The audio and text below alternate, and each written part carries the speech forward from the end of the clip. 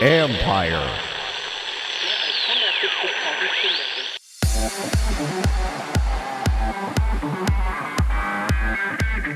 Times in the NCAA are changing. And the advent of the smartphone has really created, quite frankly, a generation of people that you may say have perpetual ADD. So I'm one of them. You need to constantly be delivering messages that are relevant, because if you don't deliver a relevant message, it gets ignored. That's Steve Hank, Executive Vice President at Affinaquest, who is helping athletic departments navigate the brave new world of engagement amidst sweeping change. This is the Future Sport Podcast. I'm Bram Weinstein.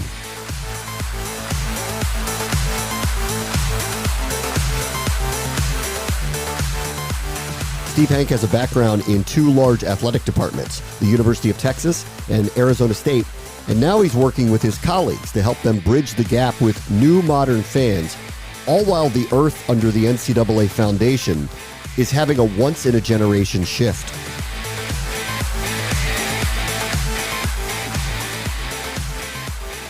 Our guest this week is Steve Hank. He is the Executive Vice President of Collegiate Athletics at Affinaquest, which is a data hygiene and management platform that enables athletic departments to analyze ticket and merchandise sales, fundraising, and all other data points in order to increase revenue and personalize engagement with their fans. And man, are we in different times in collegiate athletics. Hi, Steve. How are you? Thanks for joining us. I'm doing great. Thanks for having me, Bram. I want to get into your background because you have a deep background in college sports at major programs, but let me just start with the company itself. That was a lot of big words. What exactly do you guys do? As our name implies in Affinaquest, we really help institutions leverage the affinity that their constituents have and the passion that they have for the place.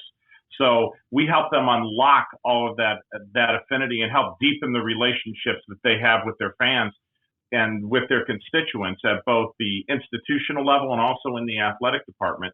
So it helps the university maximize the relationship with the constituents, so the constituent and the fan really benefit. And then the institution benefits as well from a deepened relationship, which usually results in higher revenue. Okay, so how do you go about it? Tell us a little bit about the technology behind acquiring this information to help athletic departments.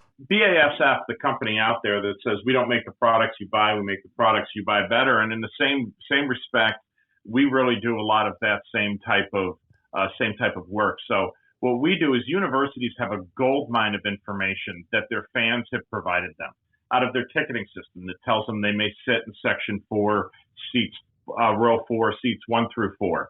Their housing system is going to tell what dorm they lived in on campus. The merchandise system is going to tell them that they purchase, extra large polo shirts and baseball caps. All of that information, the email system is going to tell them what they're reading and what they're engaging and what they're trying to glean from the institution. Each of those systems is siloed, and that information is not accessible by the other systems, where if you collect all of that information, put it in one spot, you can understand and meet the needs of that fan or that constituent, so that you understand that Bram sits in section 4, row 1 through 4, graduated in 1994, lived in this dorm, buys baseball caps and polo shirts from the team shop, likes to buy this on concession stands. So you get a profile on the individual and you get to meet their needs. Are you finding through all of this that outside of, and when we talk about some of these big schools and you're working with a lot of SEC schools that have very loyal alums, very loyal fan bases throughout the years, that you didn't actually know the fan base as well as maybe you thought you did? The assumptions that institutions were making, they are learning deep insights that they did not know before. They are getting surprises that have been unlocked. In many cases. For when I worked at Arizona State, one of the unlocked things that we were able to find out is it really wasn't the game time temperature. We always thought that heat was a factor in attendance at Arizona State. It actually wasn't. The game time was actually related to their family activities and things that were associated with the kids. And so heat actually only applied a small factor to attendance changes, which was something that really, really surprised us. So yes, new profiles are being unlocked, but more importantly, it allows you to segment people into deliver the right message to the right person at the right time.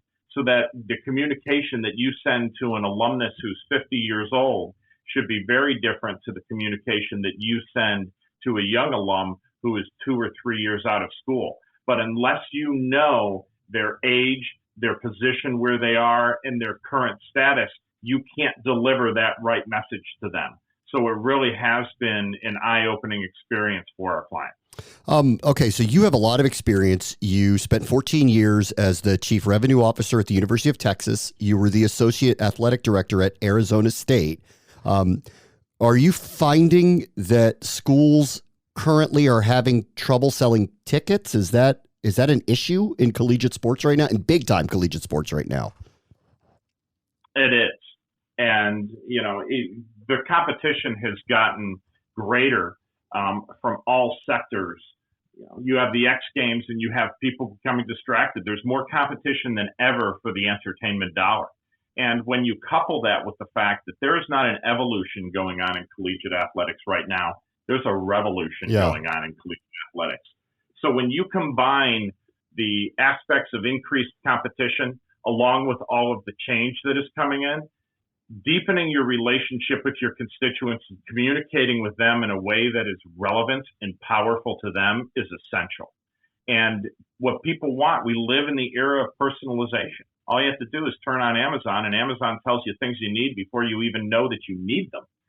So to be able to understand and to deepen and build that relationship at the constituent level, because there's a lot of business conversation around collegiate athletics right now, and we have to be incredibly careful that we don't forget about the two most important things in collegiate athletics. One is the student athlete, and the second is our constituents. There are business things that are currently impacting and that are important and need to be handled, but you can't remember the foundation of what got collegiate athletics to the successful place that it is today. Are you at Affinaquest looking into helping colleges and athletic departments understand and mobilize around NIL for their athletes? We are. That is something that is in a process that is evolving. The NIL landscape is one that is still shifting. A lot of the rules and regulations haven't clearly been defined yet. So it's going to be that is one area where there will be an evolutionary process that will be coming as we see. But understanding the constituents and the opportunities for student athletes is something that we're looking into, yes. Having worked at two major athletic departments and you bring in all this modern technology and data, do you believe that these leagues and these schools are equipped to understand how to use the data to their advantage? The answer is it entirely depends upon the institution. As there are some institutions, such as the University of Florida, that are really leading the way. Penn State's another example, and Texas A&M of institutions that really are understanding and have dove in and figured out how to do it. But then there are other institutions that I won't name that are back in the Stone Age. Yeah. So you have some that have not evolved and have not embraced it. I would say that 10 years ago, people were like, what's data? Today, everybody understands the importance. The curve where people fall on that spectrum is relatively wide. But then you have places, Notre Dame is a great example of an institution. I don't think people would disagree that Notre Dame is one of the most tradition-laden programs in the country, and but they have evolved and rapidly moved very quickly from an institution that was very tradition-based to one that is actually heading towards the cutting edge very quickly. So a lot of them are aggressively moving forward. All right, so let me ask you some of the challenges of the modern fan, because I did not go to a big institution like this. I went to a smaller private school, but I always have envisioned in my head, and with friends who have gone to places like Michigan or Syracuse or Texas or USC, that once you go there, that you are now kind of part of this family for life, and you'll always be on some level engaged. Are you finding that younger fans aren't that way, and that the institutions have to do more to include them in these traditions in and around collegiate athletics? Absolutely. because there are more options than ever before. And the advent of the smartphone has really created, quite frankly, a generation of people that you may say have perpetual ADD. So I'm one of them. you need to constantly be delivering messages that are relevant, because if you don't deliver a relevant message, it gets ignored, and does not get absorbed by the individual. So you have to understand them in order to deliver that relevant message. And in order to do that, you have to collect the information that you already have. And that's the thing, is these institutions already have the information, but it's just sitting in silos where it is not accessible and not usable for them. And so it's really unlocking all of that potential to meet the needs of the constituent and the fan. So that's really what we do. How would you like to be able to remember names after you hear them once? Or focus on a task without looking up until it's done? Whenever you want support for memory and mental sharpness, Alpha Brain can help. With more than 1 million bottles sold to date, Onnit's nootropic supplement is the leader in its category. Alpha Brain's blend of amino acids and plant compounds promotes cognitive functions, including memory, mental speed, and focus, and supports flow state, that feeling of being in the zone. Buy yours at Walmart today. Was this built because of all the radical changes that are happening with movement of programs and NIL and all these changes, or was that kind of coincidental that you all built this, you're in a modern data era, and these other things keep happening in and around collegiate athletics? Affinaquest has been around, and we've had a recent name change. We were a company called SSB, which has been around for, has been working with collegiate athletic departments and professional sports teams for over 15 years. Okay. So it has been an evolution. As you have seen, the importance of data in all industries has become more and more important, because, again, we live in that era of personalization, and that's what people are demanding and expecting. So in order to do that, you have to collect it. So have we evolved as the market has changed, and have we done things like add predictive analytics capabilities and things that were not in the product originally? Absolutely. And we've expanded, and we've also moved into the other side of campus, the university side, so that universities, because athletic departments in many cases are the front porches to institutions, to where if you have a relationship with a particular school, you want to be treated as one individual by the entire school, not as an individual by the law school, an individual by the business school, by the university, by the foundation, and by the athletic department. You want to be treated holistically. And universities overall are understanding constituent management at a level never before, where the athletic department is one component of a larger group.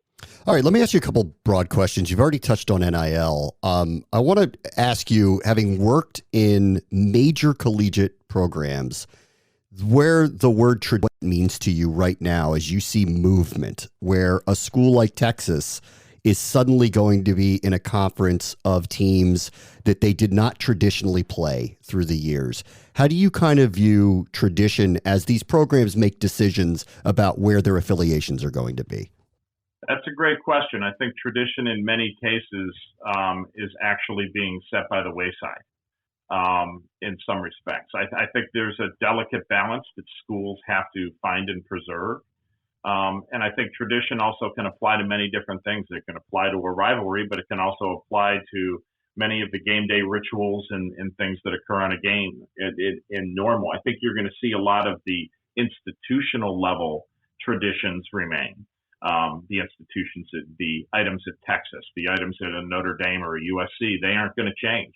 But I think we are in a period, as I mentioned earlier, it's not an evolution, it's a revolution. And I think this is a once-in-a-generation change that is occurring right now.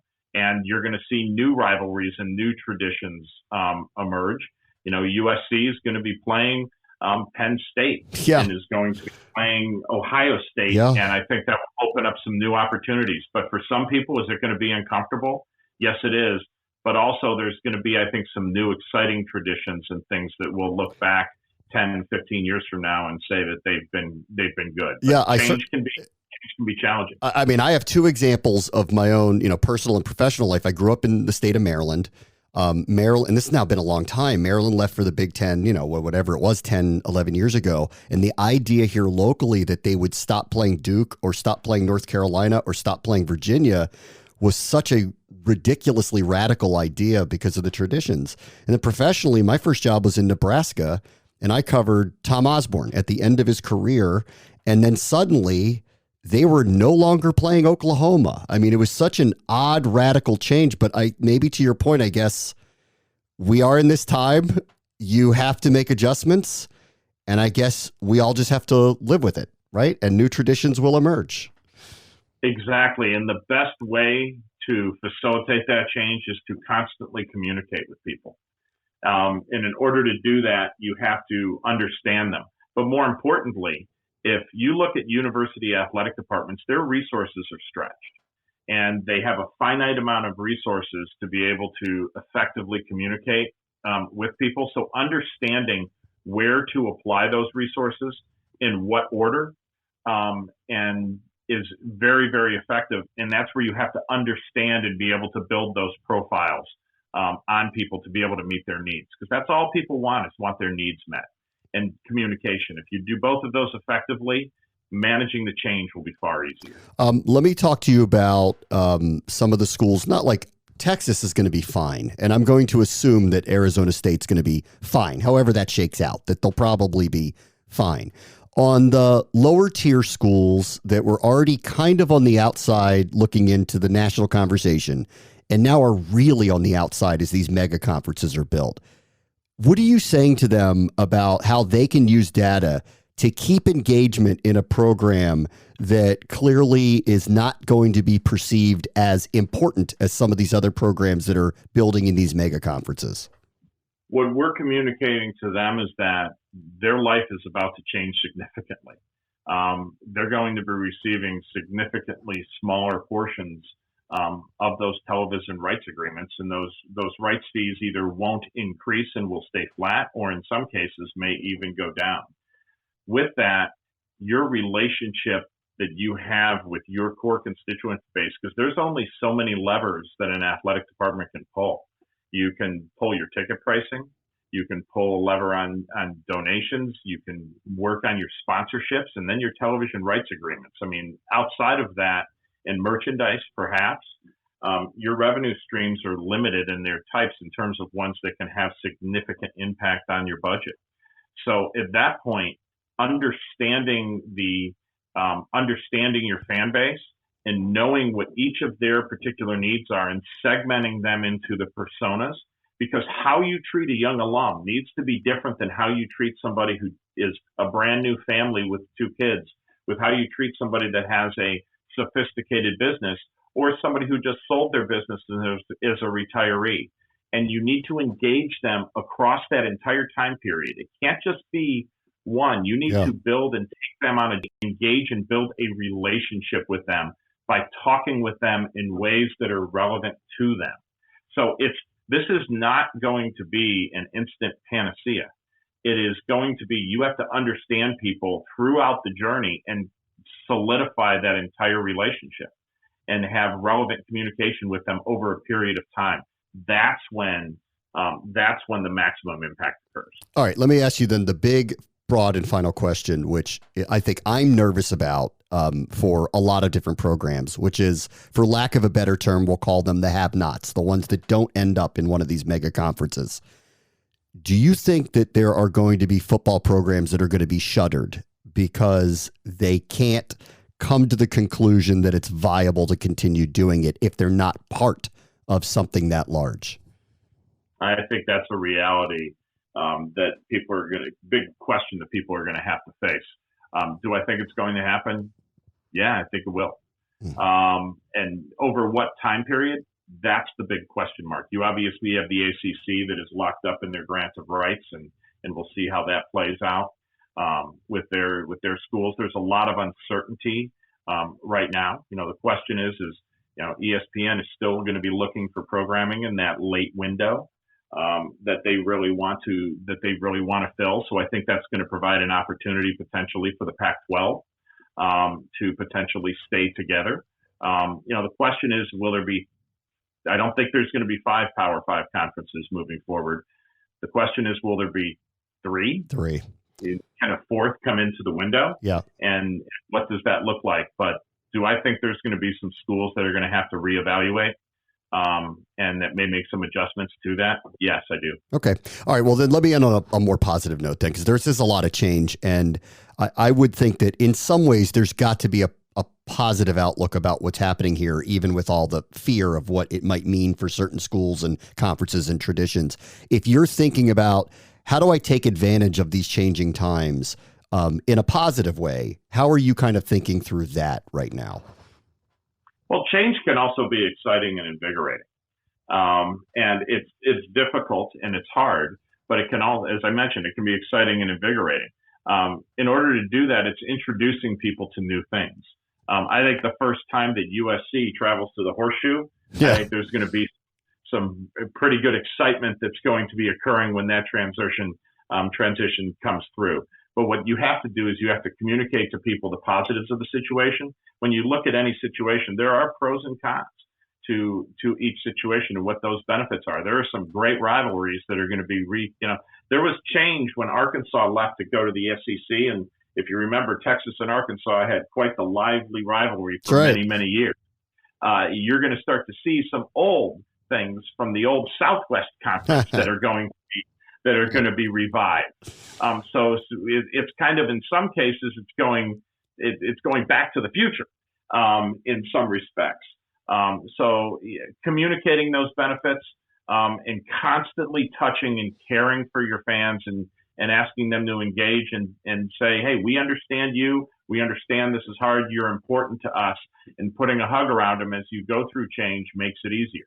But I think there's going to be, as much as the change is difficult, and I am a traditionalist, and I enjoy a lot of the great traditions, but I also am looking at some of the things in the future and saying this could be great and exciting for the game if the transition is managed properly. Steve Hank is the Executive Vice President of Collegiate Athletics for Affinaquest. Thank you so much for joining us. Thanks for having me, Bram. I really enjoyed it. On the next Future Sport podcast, the power of tart cherry juice has believers.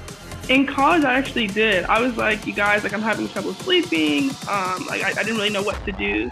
You take the typical melatonin or whatever it may be, but I wanted something that also had other benefits as well. So that's when I was really introduced to Cherry Bundy, and it's easy. It really tastes good. I can drink it in like 5 gulps. So I was like, this is great. And I would be drinking it right before sleep, and after a really long day of training. That's Michaela Onyeware of the New York Liberty, who swears by a product for all sorts of fitness and health needs. That will do it for this episode. As always, the future is now. This is the Future Sport Podcast. I'm Bram Weinstein.